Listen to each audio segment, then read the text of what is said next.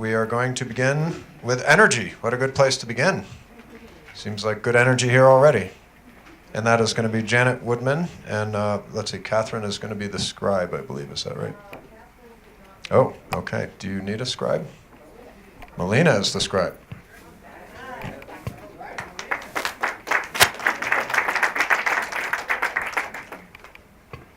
Hi, everyone. We have been working. There we go. Okay. What we've really been doing, what we've been focusing on, is just informing ourselves of what has happened over the last however many years in terms of sustainable energy in this area. There have been many efforts, and for one reason or another, they have not made it to the conclusion, but a lot of information has been gathered, and so we have conferred with Janet, can you step back about 3 steps and hold the mic higher? You're right in the feedback zone. That should be good. Okay.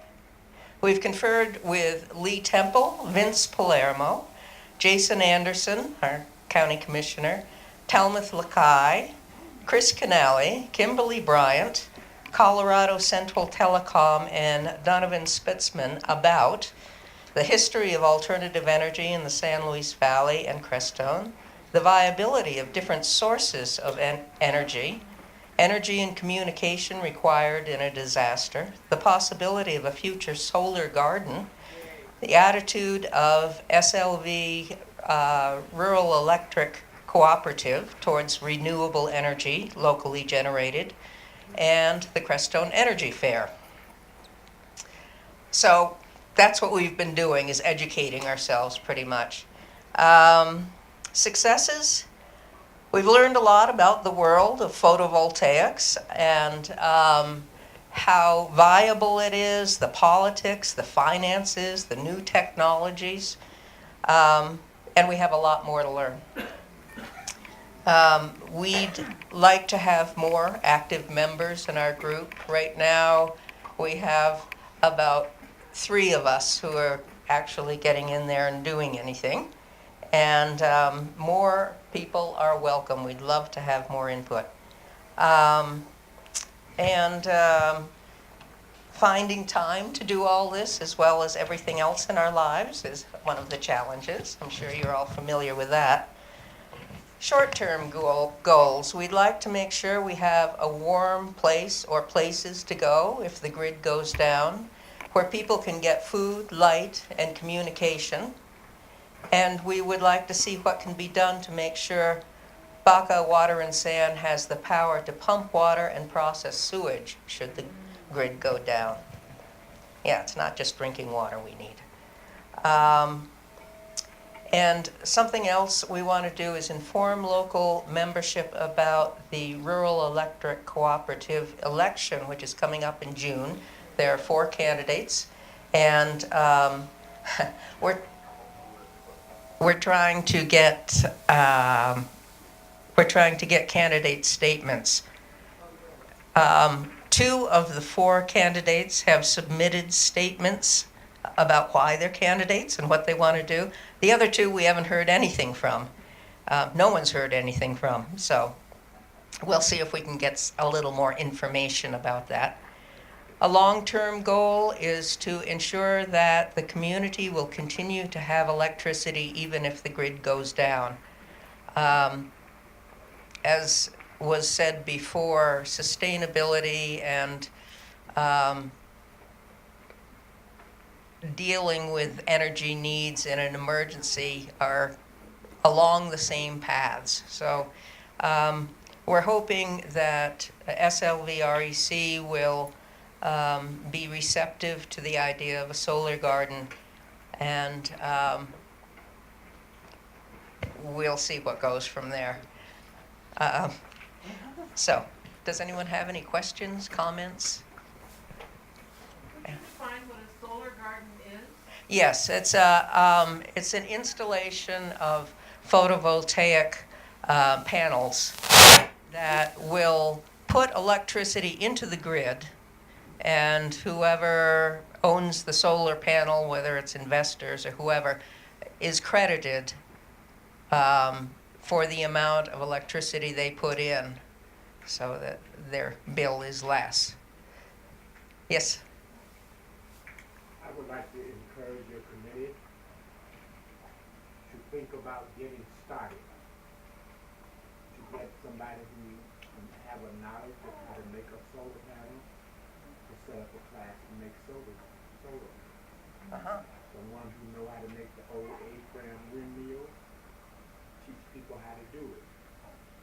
Somebody who know how to make pizza noise, which is corn brisket, teach people how to do it. Somebody who know how to take water flow and create turn generators to create electricity, teach somebody how to do it.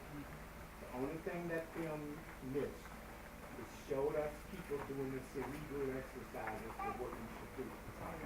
I want to see the next film have our hands doing it. Okay, thank you.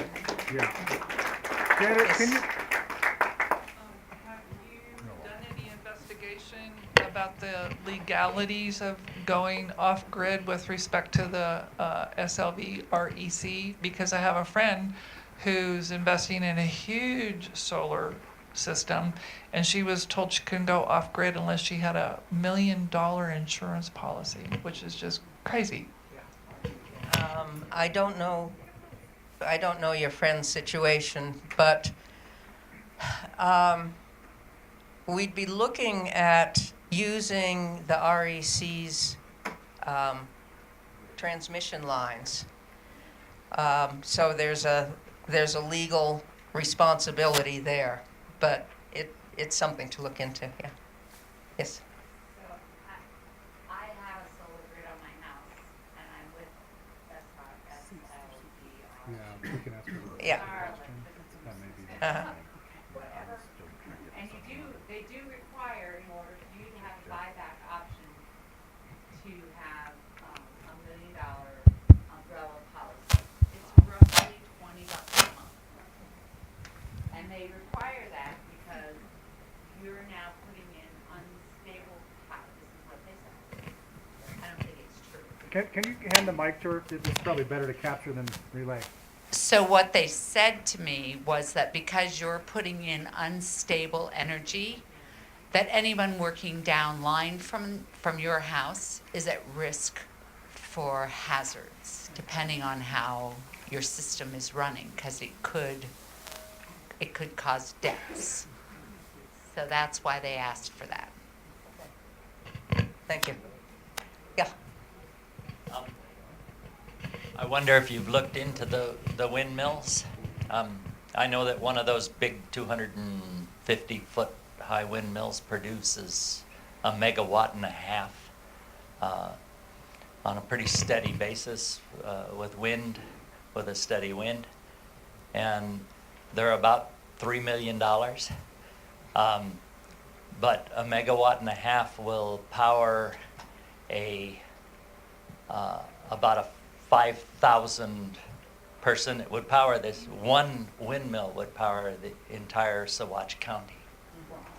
And so I wonder about looking into that. And they're rated to go on the grid. I used to do that for a living, is connect them to the power companies. Thank you. A minute and a half, I didn't want to interrupt. Okay. Anyone else?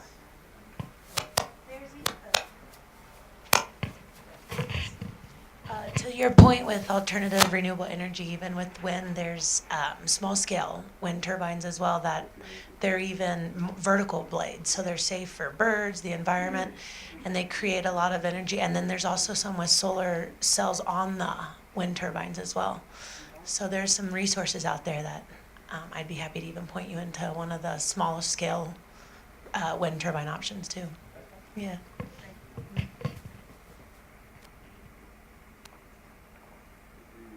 One last quick question. 40 seconds. 40 seconds. So I really like the part about investigating high technology as well as what would be considered low technology for energy. because the core of resiliency is being prepared for anything, and the only thing that we're really going to be able to count on is low technology if sun flares hit, or or high winds will blow these things over, even things that are in the water. Waterways will shift. So really low technology stuff, as far as maybe a more basic, something that everybody learns first, to then go into the high technology, I think would be a really smart way to go, because we don't know when these things could happen, and so really those primitive things first maybe would be nice.